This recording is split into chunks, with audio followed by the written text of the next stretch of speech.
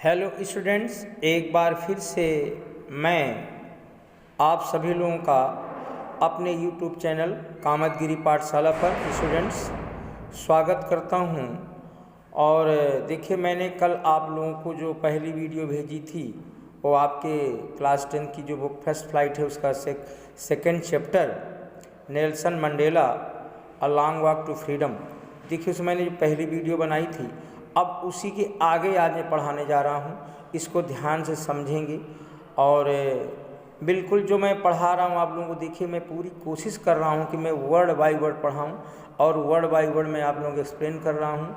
भले इसमें समय लगता है, देखिए कोई किसी चीज़ को ठीक से समझाना है, बताना है तो उसमें समय लगेगा, वीडियो बड़ी होगी और इसके शायद कम से कम 4 या 5 वीडियो बनेंगे तब जाके लेसन पूरा ख़त्म होगा।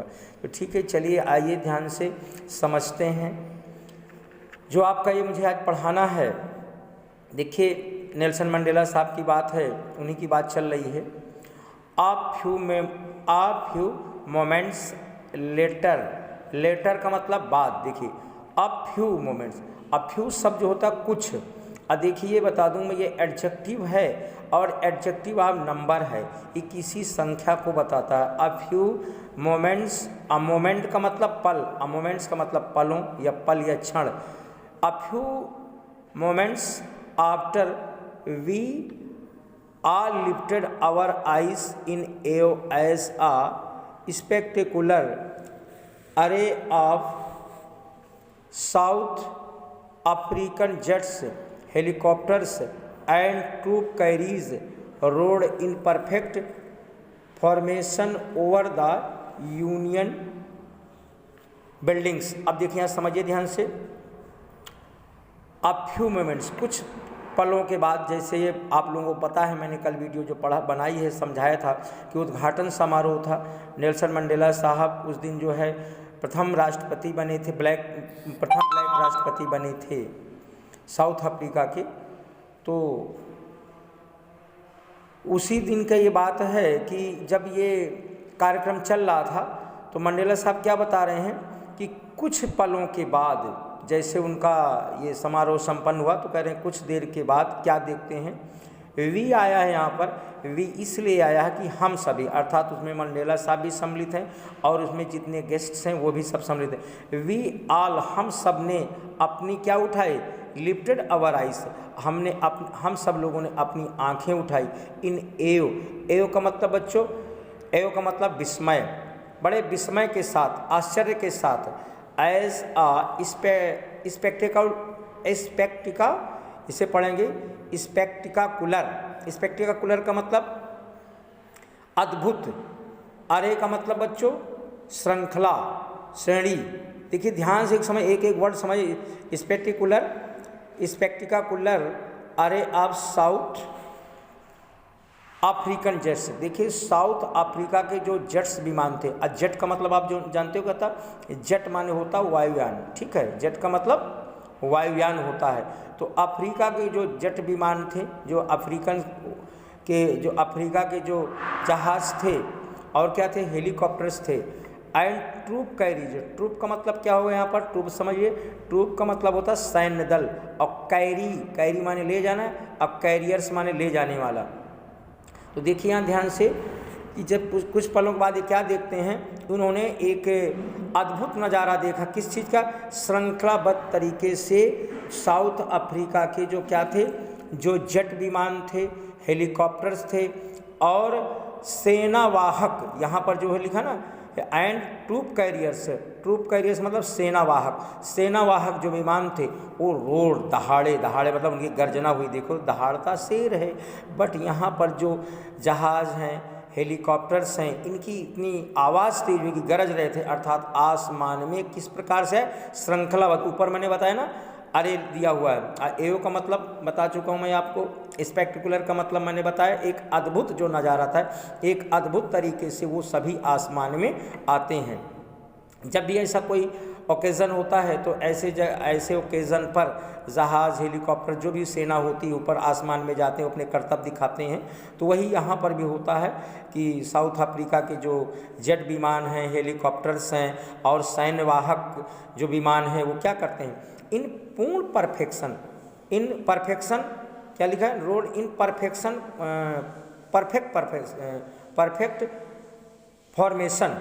फॉर्मेशन का मतलब यहाँ पर देखो फॉर्म से बना, फॉर्मेशन, फॉर्मा निर्माण, लेकिन यहाँ पर फॉर्मेशन का मतलब आकृति, अब परफेक्ट मतलब पूर्ण, वो पूर्ण आकृति के साथ, अर्थात एक अच्छे तरीके से अच्छा नज़ारा दिखाते, एक विशेष प्रकार की आकृति बनाते। कहाँ, over the union buildings. Union building क्या है, मैं कल भी बताया था आप लोगों को, जो यूनियन बिल्डिंग है इसी बिल्डिंग पर कार्यक्रम हो रहा था, और जो ये आप लोगों का जो इनॉग्रेशन था, उद्घाटन समारोह था, शपथ ग्रहण समारोह था, इस बिल्डिंग में ही हो रहा था।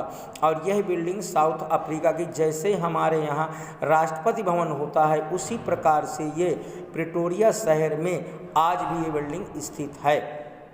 ठीक है, तो यूनियन बिल्डिंग के ऊपर ऐसा नज़ारा देखते हैं और उसका वो व्याख्यान मंडेला साहब कर रहे हैं। इट वाज, देखिए क्या करें, it was not only a display. Display का मतलब प्रदर्शन होता है। अब पिन पॉइंट, पिन पॉइंट का मतलब बिल्कुल एक सही,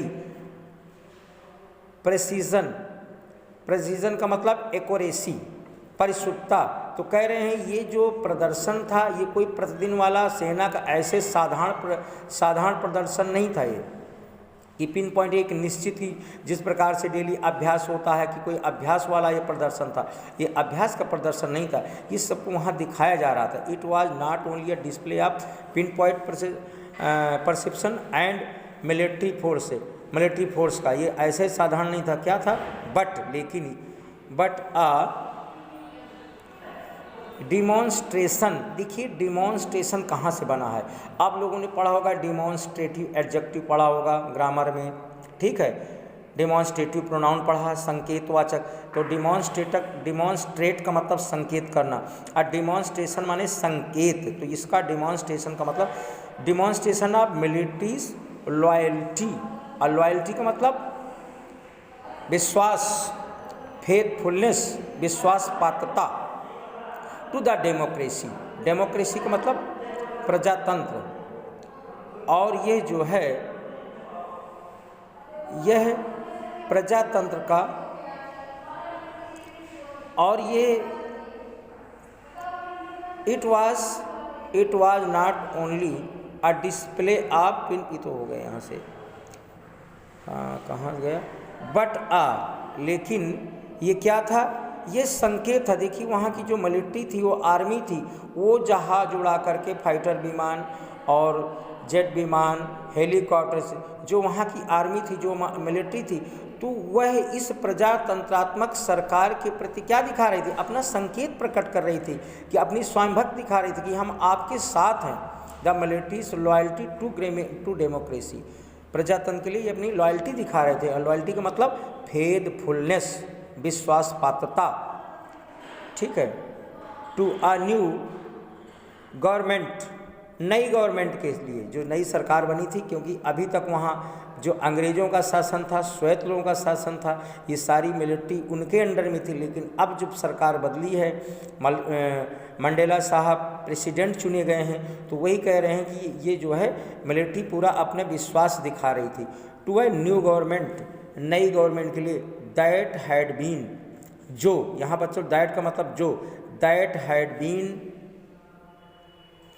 फ्रीली एंड फेयरली इलेक्टेड। कैसा, अब गवर्नमेंट कैसी थी, फ्रीली, फ्री से बना है, फ्रीली, ये देखिए एडवर्ब है, दोनों एंड फेयरली ये भी एडवर्ब है, और ये क्रिया है, वर्ब है, इलेक्टेड। तो देखिए फ्रीली का मतलब, फ्री माने स्वतंत्र, अब फ्रीली माने स्वतंत्र रूप से, किसी दबाव से नहीं, स्वतंत्र रूप से, एंड फेयरली, और बड़े सुंदर तरीके से, मतलब निष्पक्ष रूप से, बड़े सुंदर तरीके से। इलेक्टेड का मतलब चुनी गई थी।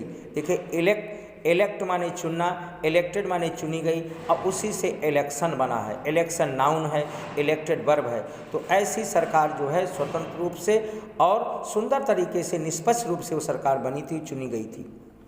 अब देखिए आगे लिखा है, ओनली मोमेंट्स बिफोर। अब देखिए ओनली मोमेंट्स बिफोर, मोमेंट्स माने पल या क्षण, मैं भी पहले बता चुका हूँ, केवल कुछ क्षणों पहले, केवल कुछ क्षणों पहले अथवा केवल कुछ पलों पहले, the highest generals, high, higher, highest, ये देखिए सुपरलेटिव डिग्री, हाई का सुपरलेटिव डिग्री है। आपको पता है हाई एडजेक्टिव, देखिए मैं ग्रामर भी आप लोगों को बता रहा हूँ, इसको भी ध्यान से आप लोग समझेंगे यदि इंग्लिश सीखना है। The highest, high, higher, highest, ये सुपरलेटिव डिग्री है, ठीक है, हाई की। द हाईएस्ट जनरल्स, अब बच्चों आपको जनरल का पता है, जनरल्स देखिए प्लूरल में लिखा है। तो जनरल का मतलब देखो आप लोग, जनरल माने एक सामान्य होता है कि जनरल माने सामान्य या साधारण, लेकिन यहाँ जनरल्स का मतलब सेनापति से है, और एक सेनापति सेनापतियों बहुवचन में है, ध्यान देंगे प्लूरल में है। The highest generals of the, कहेगा कहाँ के जनरल थे, साउथ अफ्रीकन डिफेंस फोर्स। अब देखिए साउथ अफ्रीका की सुरक्षा के क्या थे ये, फिर यहाँ से मिलेंगे इसको, हाँ फिर यहाँ से ध्यान दीजिए, कहाँ गया, ओनली इन मोमेंट्स बिफोर, कुछ क्षणों पहले द हायर जनरल्स की जो अफ्रीकन मिलिट्री थी या अफ्रीका की जो फोर्स थी, जो सुरक्षा थी, उनके कौन थी ये सब, साउथ अफ्रीका की सुरक्षा कौन थी, ये सब सेनापति थे। वहाँ के जो सुरक्षा अधिकारी या जो वहाँ के सेनापति थे, आर्मी के जो सेनापति थे, क्या थे वो, डिफेंस फोर्स क्या थी, एंड पुलिस, और वहाँ की पुलिस देयर चेस्ट। अब जो वहाँ उनके जो सेनापति थे वहाँ पर, जो जितने भी जनरल्स थे वहाँ पर, तो उन जनरल्स के, देखिए जनरल वर्ड का आप समझ लीजिए, जनरल का मतलब सेनापति से यहाँ पर है, जो वहाँ के सेनानायक सेनापति हैं। देयर चेस्ट, देयर उन्हीं के लिए आया, सेनापतियों के लिए आया है। देयर किसके लिए, दियर वर्ड आया सेनापति, देयर चेस्ट, जो उनके सीने थे। चेस्ट का मतलब बच्चों, हाथ दर्द करने लगा, वीडियो ध्यान से देखिए, हाँ कहाँ गए, हाँ ध्यान से यहाँ से, देयर चेस्ट, उनके जो सीने थे, क्या थे सीनों में, वेड लिखा है, वेडेक्ड लिखा है, वेडेक्ड, वेड नहीं पढ़े, वेडेक्ड, वेडेक्ट, वेडेक्ट का मतलब होता है सजाना, और वेडेक्ट माने सजे हुए थे, अलंकृत थे, डेकोरेटेड थे। देयर चेस्ट वेडेक्ट, काहे से डेकोरेटेड भाई, क्या लगा था, ऐसे सोना चांदी क्या लगा था उनके सीने पे, देखिए देयर चेस्ट, जो उनके सीने थे, वेडेक्ड विद द रिबन्स, क्या लगे थे, फीते लगे थे, एंड मेडल्स, और क्या लगे थे, मेडल लगे हुए थे। मेडल का मतलब पदक, from the days gone by, ठीक है, जो दिन वो चले गए, अर्थात जो पिछले दिन थे, जो वहाँ के सेनापति थे, जो उन्होंने काम किया, उसके बदले उनके क्या थे, उनके सीने में, उनके सीने सजे हुए थे, उनके वक्षस्थलों पर सुंदर सुंदर फीते लगे हुए थे, और सब जो है पदक पहने हुए थे, मेडल लगाए हुए थे वो सब, और उनको सल्यूट करने के लिए उनको आए थे, किसको, मंडेला साहब को।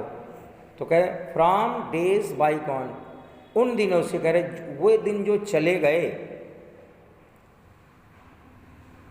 कहाँ, एक सेकेंड बोला नहीं चाहिए, फ्रॉम डेज गॉन बाय, ध्यान से देखिए, दो जिनके सल्यूटेड मी, हाँ, एंड प्लेस देयर लॉयल्टी। अब कह रहे हैं कि वो जो जनरल्स थे, सेनापति थे, उन सब ने मुझे क्या किया, सल्यूटेड मी, मी आया है नेल्सन मंडेला की है, नेल्सन मंडेला साहब आते, उन सब ने मुझे क्या किया, सैल्यूट किया, मुझे प्रणाम किया, एंड प्लेस्ड, प्लेस्ड का मतलब सौगंध खाई, शपथ खाया, किस बात की शपथ खाई, देयर लॉयल्टी, लॉयल्टी का मतलब विश्वास पात्रता, कि हम आपके साथ विश्वासघात नहीं करेंगे, अर्थात सारी मिलिट्री फोर्स, सारी सेना, सारी सुरक्षा आपके अंडर में है, हम बड़ी विश्वास पात्रता के साथ हम सौगंध खाते हैं कि हम आपके साथ विश्वास पात्रता के साथ काम करेंगे। ऐसा वहाँ के जितने जनरल से उन्होंने भरोसा दिलाया मंडेला साहब को। फिर क्या होता है, आई वॉज नॉट अनमाइंडफुल, माइंडफुल और अनमाइंडफुल, मंडेला साहब के आई वॉज नॉट अनमाइंडफुल, मैं अनभिज्ञ नहीं था किस चीज़ से, आई was not unmindful of the fact, fact का मतलब तथ्य या बात, कह रहा उस बात से मैं अनभिज्ञ नहीं हूँ, या उस तथ्य से मैं अनभिज्ञ नहीं हूँ। भाई कौन सा तथ्य है, समझ लेते हैं, जान लेते हैं कि वो तथ्य कौन सा, क्या तथ्य, that not so many years, कह रहे अभी नॉट सो मैनी ईयर्स, ज़्यादा वर्षों की बात नहीं है, क्या है फिर, ज़्यादा वर्षों की बात नहीं है, क्या बात है, before they would not have saluted, कह रहा अभी जब, अब तो प्रेसिडेंट हो गए, सल्यूट करने की, ज़्यादा दिनों की, ज़्यादा सालों की बात नहीं, before they would not have saluted, वो मुझे सैल्यूट तो करते ही नहीं थे, मुझसे नमस्ते या प्रणाम तो करते नहीं थे, फिर क्या, बट अरेस्टेड मी, मुझे गिरफ्तार करते थे। अब बच्चों आप लोग सोचे भाई ये कौन सी बात आ गई, गिरफ्तार क्यों करते थे? क्योंकि देखो नेल्सन मंडेला साहब अपनी आज़ादी की लड़ाई लड़ रहे थे। जो वहाँ अपार्थीड था, अपार्थीड मैंने कल बताया था, एक ये पॉलिटिकल सिस्टम होता है, रंग भेद के अनुसार उन्होंने एक सिस्टम बनाया था, श्वेत लोगों का और अश्वेत लोगों का। तो ये अपार्थीड शब्द जो आया है, एक पॉलिटिकल सिस्टम था वहाँ साउथ अफ्रीका का, तो उसके खिलाफ मंडेला साहब लड़ाई लड़ रहे थे। अब आप जानते हैं कि इसे हमारे इंडिया में ही अंग्रेज़ों ने कितने जो है लोग, हमारे लोगों को गिरफ्तार किया, कितने कष्ट दिए। महात्मा गांधी हमारे कितने बार अरेस्ट किए गए, कितने बार गिरफ्तार किए, लेकिन अंत में सफलता मिली। वही बात वो है कि वही अधिकारी जो पहले नेल्सन मंडेला साहब को गिरफ्तार कर, सैल्यूट करने की बात तो करी, मुझे वो गिरफ्तार करते थे, तो कह रहा है आज भी उस बात से मैं अनभिज्ञ नहीं हूँ, आज भी वो सारी बात मेरे दिमाग में है, मैं अनजान उससे नहीं हूँ। आगे देखते हैं। फाइनली, फाइनली का मतलब एट लास्ट, हिंदी में क्या कहें, इंग्लिश में अगर बोलते फाइनली का मतलब एट लास्ट, अंत में।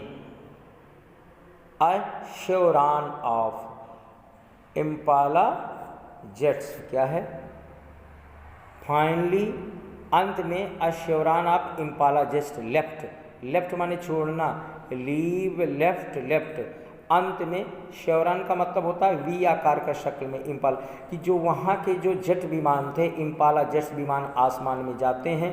और श्योरान का मतलब ए फॉर्म, हाँ, अ मॉडल ऑफ वी, एक वी का आकार उन्होंने लिया। देखिए किसके आकार लिया, श्योरान का मतलब वी, वी का फॉर्म ऑफ वी, अर्थात एक वी के आकार में वहाँ जाते हैं, वी फॉर वैन, ठीक है। तो वी के आकार में इम्पाला जेट्स जाते हैं और क्या करते हैं, लेफ्ट छोड़ते हैं। क्या छोड़ते हैं, देखो बच्चों, लेफ्ट अ स्मोक, और धुआं छोड़ते हैं, ट्रायल ऑफ द ब्लैक, और वहाँ आसमान में क्या बनाते हैं, एक रास्ता बनाते हैं, एक चिन्ह बनाते हैं, वहाँ ट्रैक बना देते हैं, ट्रायल ऑफ द ब्लैक, क्या क्या बनाते हैं, black, red, green, blue and golden of the new south African flag. अब देखिए यहाँ समझ लेंगे कि जब, अब अच्छी तरह इसको समझिए ध्यान से, कि अब क्या होता अंत में, कि जो अफ्रीकन जेट विमान है वो आसमान में जाते हैं और वी की शक्ल में वहाँ ऊपर से धुआं छोड़ते हैं, और उस धुएं में क्या क्या रंग हैं, देखिए क्लियर, लाल रंग है, काला रंग है, काला, लाल, हरा और ब्लू रंग और गोल्डन, वहाँ से क्या करते हैं, वो धुआं छोड़ते हैं और वहाँ एक प्रकार का झंडा बना देते हैं। अर्थात एक तो झंडा हमारा कपड़े का बनता है और वहाँ वी के आकार में उन्होंने, क्योंकि वी के आकार का झंडा साउथ अफ्रीका का है, तो उस झंडे का उन्होंने जो नया उनका झंडा बना, उस झंडे का आकार बनाते हैं और जो देखने में बहुत क्या लगते हैं, सुंदर लगते हैं। ऐसे जेट विमान वहाँ जा करके, अर्थात आसमान में एक जो 5 रंग इसमें हुए, जो 5 रंगों का एक झंडा बना देते, जो वहाँ के 5 कलर झंडे के हैं, उस झंडे को वहाँ फॉर्म करते हैं और वायु में बना देते हैं, ठीक है, ये इसका मतलब है। आगे क्या लिखा हुआ है, the day was symbolized for me, symbolize माने यादगार, memorial, the day was symbolized for me, कह रहा है यह दिन। अब देखिए आप यही सोचिए कि कोई इतने 30 साल जेल में रहे, लड़ाई लड़े, और अंत में जब उसको सफलता मिलेगी तो कितना अच्छा लगेगा, कितना कितना सुहाना लगेगा उसको, वो कितना खुश होगा। तो वही मंडेला साहब क्या कह रहे हैं, the day was symbolize, symbol माने वैसे प्रतीक होता है, अब प्रतीक बन गया, चिन्ह बन गया, अर्थात यादगार हो गया मेरे। देखिए ये लिटरेचर है, अगर एक शब्द को पकड़ के बैठोगे तो समझ नहीं पाओगे, ये लिटरेचर है। और एक बात समझ लीजिए, मैं सब बता दूं बच्चों कि किसी अंग्रेजी में एक शब्द की केवल एक ही मीनिंग नहीं होती। ये समझ लीजिए कि एक शब्द है और उसके अर्थ अनेक हैं, स्पेलिंग भी वही है, लेकिन उसका भाव के अनुसार हम देखेंगे और उसका हर जगह उसका सेंस अलग अलग सेंस में प्रयोग होते हैं सब। यहीं पर आप लोग गलती, आप लोगों ने एक मीनिंग याद कर लिया, उसको पकड़ कर बैठ गए कि इसका मतलब तो ये होता, ऐसा नहीं है। एक शब्द की 10-10, 20-20 मीनिंग होती, इसीलिए लिटरेचर कठिन है। समझना पड़ता है कि कौन सा शब्द यहाँ सूटेबल है, कौन शब्द यहाँ फिट होगा कि नहीं हो रहा, इससे क्या अर्थ निकल रहा है, ठीक है। तो आप लोग देखिए, मैं पूरा प्रयास कर रहा हूँ कि मैं अच्छे से समझाऊँ और मैं बता रहा हूँ आप लोगों को। वैसे अपने तरफ से मैं कोई गलती नहीं कर रहा हूँ, फिर भी यदि कोई गलती हो जाए तो उसके लिए क्षमा प्रार्थी हूँगा भाई, और क्या कह सकता हूँ मैं। तो आप लोग ध्यान से देखिए, the day was symbolized for me, वह दिन मेरे लिए सिम्बलाइज्ड हो गया, अर्थात यादगार बन गया, मेरे लिए एक चिन्ह बन गया। कौन सा दिन? जिस दिन उन्हें शपथ ग्रहण 10 मई वाला दिन, ठीक है। For me by the playing of, देखो यहाँ पर प्ले माने खेलना, लेकिन बच्चे प्लेइंग आवर 2 नेशनल एंथम्स।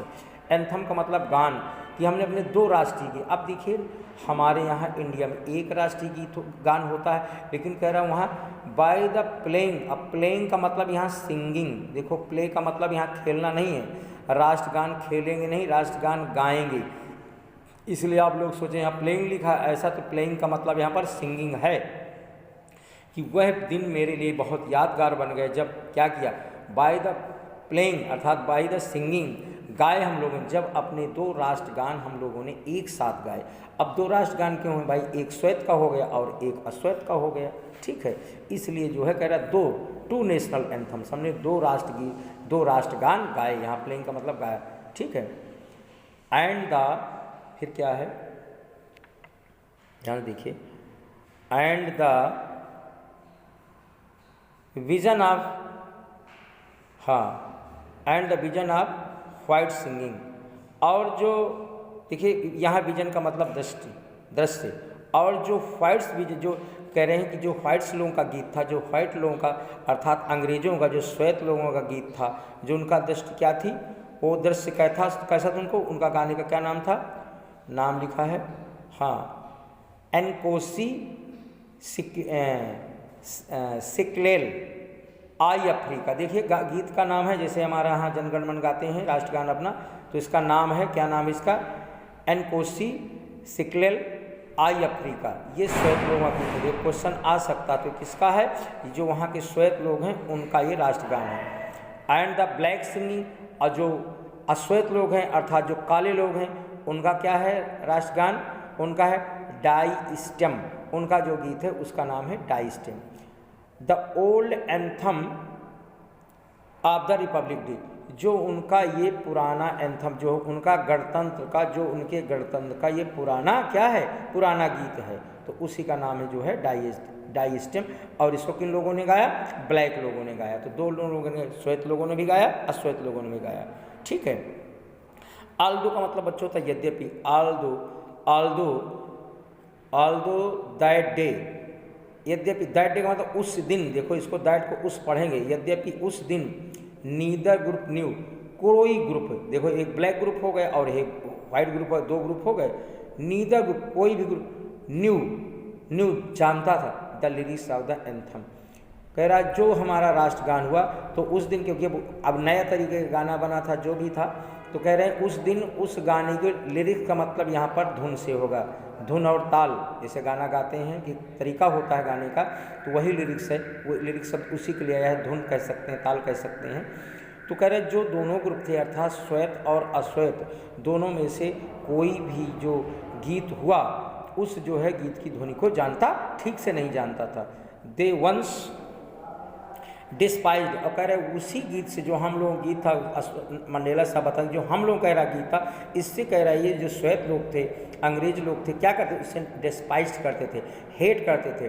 डिस्पाइज्ड का मतलब हेट, बच्चों घृणा करते थे।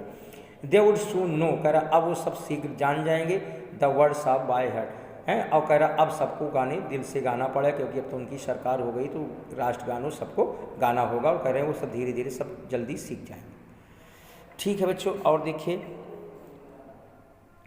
On the day of the inauguration, inauguration का मतलब बताया था मैंने, कल भी बताया था, फिर सुन लीजिए, उद्घाटन। On the day of the inauguration, करे उद्घाटन वाले दिन या उद्घाटन के दिन क्या था, आई वॉज ओवरहेल्म्ड। ओवरहेल्म का मतलब बहुत अच्छा शब्द है, गदगद हो जाना। जब आप लोग कभी हिंदी में सुने होंगे कि मैं यार वो चीज़ के बिल्कुल गदगद हो गया ना, वेरी वेरी, बहुत ज़्यादा खुश, कितने बार हम वेरी बोले तब भी कम है, कि बहुत मतलब एक खुशी की एक जिसकी सीमा नहीं रहो, एकदम आई वॉज ऑल में एकदम गदगद था, बहुत ज़्यादा प्रसन्न था। भाई क्यों नहीं गदगद होंगे, इतने दिनों के बाद आज़ादी मिली थी उनको, इतने दिनों बाद उनको जो स्वतंत्रता मिली थी, जो उनके पर बाउंडेशन थे वो सब खत्म हुए थे, उनकी खुद की सरकार बन रही थी, तो क्यों नहीं गदगद होंगे। तो आई वॉज ओवरवेल्म्ड, इस शब्द को याद कर लेंगे। ओवरवेल्म्ड का मतलब ज़रूरत से ज़्यादा, आवश्यकता से अधिक प्रसन्न, बहुत ज़्यादा मैं खुश था। With a sense of history, क्या, क्योंकि किस भाव से खुश था कि इतिहास के पन्नों में अब वो दिन अमर हो जाएगा। इतिहास की दृष्टि में बहुत सेंस माने भाव, इतिहास के भाव से मैं बहुत ज़्यादा खुश था। इन द फर्स्ट, पहले, इन द फर्स्ट क्या होता है? इन द फर्स्ट डिकेड, मैंने बच्चों कल डिकेड के बारे में बताया था फर्स्ट वीडियो में। डिकेड का मतलब दशक। In the first of the decade कह रहे जो पहला दशक था, द 20th सेंचुरी, कह रहा जो 20वीं शताब्दी का कह रहा जो पहला दशक था, उसमें तो मंडेला साहब पैदा भी नहीं हुए थे क्योंकि 1918 में पैदा हुए, मैंने कल बताया था आप लोगों को। Decade of the 20th century कह रहा जो 20वीं शताब्दी का जो पहला दशक था, a few years after the bitter Anglo Boer, a few years after, कुछ सालों बाद, the bitter Anglo Boer war. देखो बिटर का मतलब कड़वा भी होता है, लेकिन यहाँ होगा कष्टकारी, पीड़ादायक। कह रहा है जो कष्टकारी पीड़ादायक जो एंग्लो बोर जो युद्ध हुआ था, देखो वहाँ युद्ध हुआ था साउथ अफ्रीका में, तो उस युद्ध की बात कर रहे हैं कि a few years after the bitter Anglo Boer, a few years after the bitter Anglo Boer war. कष्टकारी, देखो यहाँ देख, कष्टकारी या पीड़ादायक एंग्लो बोअर युद्ध से कुछ सालों पहले क्या हुआ था? एंड बिफोर माय, हाँ, ऑन बर्थ, और मेरे जन्म से पहले, द व्हाइट स्किन्ड पीपल्स, कह रहा सफ़ेद चमड़ी वाले लोग अर्थात अंग्रेज। द व्हाइट स्किन्ड पीपल्स का मतलब सफ़ेद त्वचा के लोग, मतलब वही अंग्रेज हो गए। द व्हाइट स्किन पीपल, जो श्वेत लोगों ने क्या किया था, आप साउथ अफ्रीका, जो साउथ अफ्रीका के जो श्वेत लोग थे, patched up their differences, patched up माने भुला देना या मिटा देना, पैस्ड अप देयर डिफरेंसेज, उन्होंने कह रहा आपसी मतभेद मिटा दिए। जो अंग्रेज लोग थे उनमें यूनिटी आ गई और उन्होंने अपने आपसी मतभेद मिटा दिए। एंड, और फिर क्या किया? एंड इरेक्टेड, इरेक्ट माने बच्चों होता खड़ा करना, जैसे कोई आप एक बिल्डिंग इरेक्ट करें, कोई खंभा इरेक्ट करें, या आप तनकर इरेक्ट होकर खड़े हो जाएं, इरेक्टेड, खड़ा किया। A system of racial domination against, अब इन्होंने क्या है, एक नस्लीय domination against the dark skin people. इन्होंने क्या किया? डार्क स्किन पीपल का मतलब अश्वेत, इन्होंने क्या किया? अश्वेत लोगों के खिलाफ एक जो है, एक कैसा सिस्टम बनाया? रेशियल, एक नस्लीय डोमिनेशन अगेंस्ट द डार्क। देखिए यहाँ से समझेंगे, एक इन्होंने ऐसा ढांचा खड़ा किया, एक सिस्टम बनाया, एक जो है इन्होंने गैर erected a system of racial, racial का मतलब तो जाति नस्ली हो जाएगा।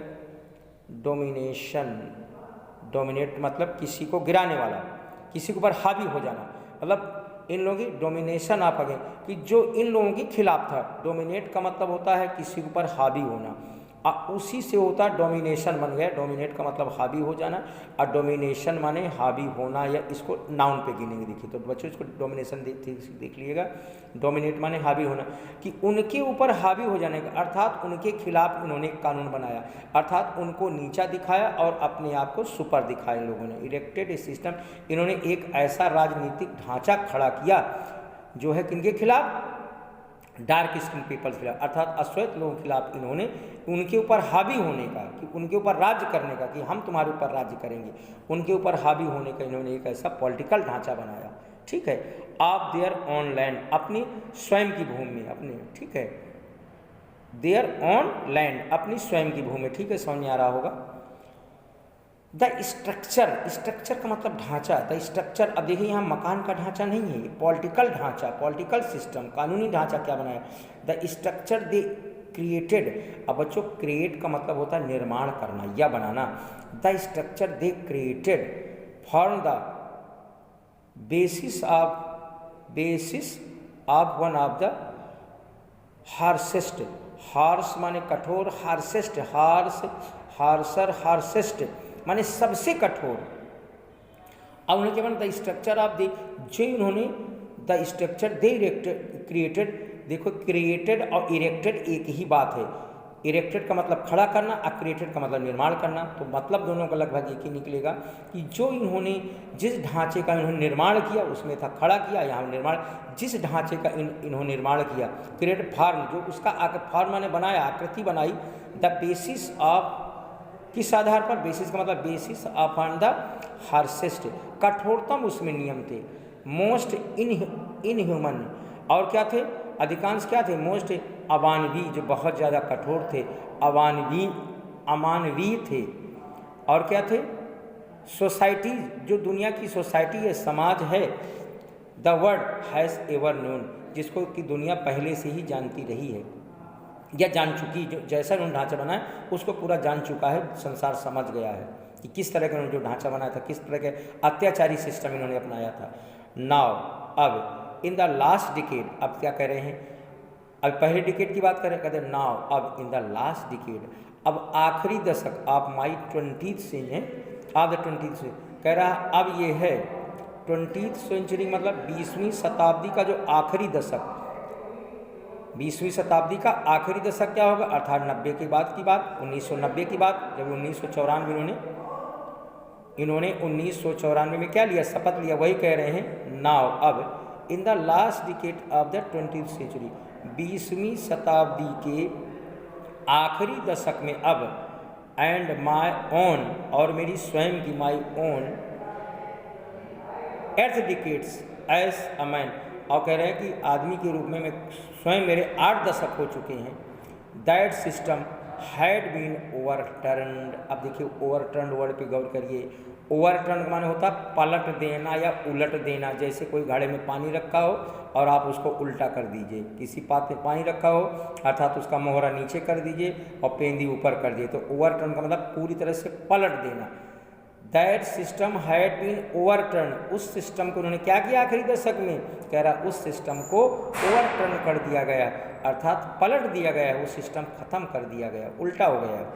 That system had been overturn, उस सिस्टम को ओवरटर्न कर दिया गया, पलट दिया गया, फॉर एवर, फॉर एवर मतलब बच्चों फॉर ऑलवेज, फॉर एवर का मतलब ऑलवेज, सदैव सदैव, हमेशा हमेशा के लिए उस सिस्टम को क्या कर दिया गया, पलट दिया गया, खत्म कर दिया गया।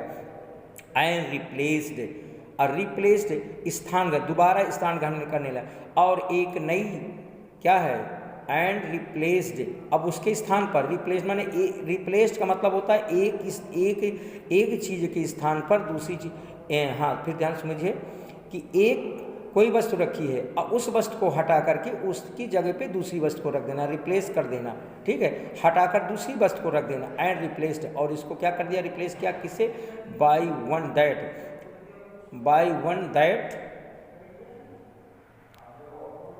Recognised as recognise the rights and the freedoms of all people regardless and the colour their skin. अब फिर ध्यान से देखिए, फिर मैं ऊपर से चल रहा हूँ, ध्यान से देखिएगा, कहीं बिल्कुल छूटना नहीं चाहिए, गलत भी नहीं होना चाहिए, अच्छी तरह समझेंगे आप।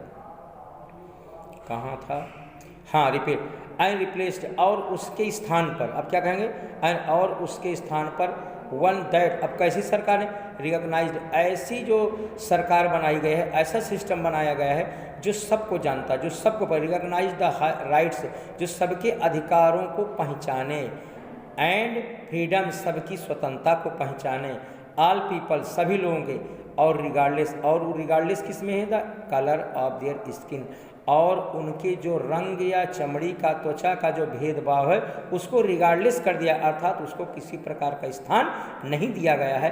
अब ऐसी सरकार का निर्माण हुआ, उसके स्थान पर ऐसी सरकार अब बनी है। ठीक है स्टूडेंट्स, हाँ, और देखिए थोड़ा से और अब देखिए यहाँ से क्या है, that day had come about through the unimaginable sacrifices. अब देखिए अब मंडेला साहब क्या कह रहे हैं, that day had come about, कि वह दिन आया है, about, that day had come about through the unimaginable sacrifices. अब देखो, इमेजिनेबल का मतलब होता है कल्पनीय, और अनइमेजिनेबल का मतलब अकल्पनीय, ठीक है। थ्रो का मतलब द्वारा, माध्यम। दैट डे, अब दैट डे की बात क्या कर रहे हैं, वह दिन 10 मई वाला दिन। देखिए दैट डे, वह दिन बड़े मुसीबत के साथ है। कैसे आया, थ्रो द अनमिजरेबल अनइमेजिनेबल सेक्रीफाइसेस, अकल्पनीय सेक्रीफाइसेस माने बलिदान। देखिए आज़ादी ऐसे नहीं मिली। मंडेला साहब की यह जो आज़ादी का दिन मिला है, दैट डे, वह जो आज़ादी का दिन मिला है वो कैसे प्राप्त हुआ, अकल्पनीय बलिदान जिनकी हम कल्पना नहीं करते। Image sacrifice thousands of my people, कि मेरे हजार हैं, क्या है, थाउजेंड, मेरे हजारों लोगों के बलिदान के, अकल्पनीय बलिदान जो उन्होंने किया है, उनकी बलिदान के कारण वह दिन देखने को मिला है। आप समझ सकते हैं कि हमारे इंडिया में भी अंग्रेज़ों के खिलाफ कितने लोगों ने लड़ाई लड़ी, कितने जाने गए, कितने लोगों ने बलिदान किया, तब आज़ादी मिली। जस्ट हमारे इंडिया की बिल्कुल सेम पोजीशन आप मान लीजिए, वहाँ भी पोजीशन ऐसे ही थी। तो कह रहे हैं मंडेला साहब कि जो दैट डे, वह दिन जो हमें प्राप्त हुआ है, वो हमारे जो कह रहा है मेरे हजारों लोगों के बलिदान के, इमेजिन, मैं बार बार बता रहा हूँ, इमेजिन। देखिए अब समझ के हो, मैं व्याख्या कर देता हूँ शब्द की।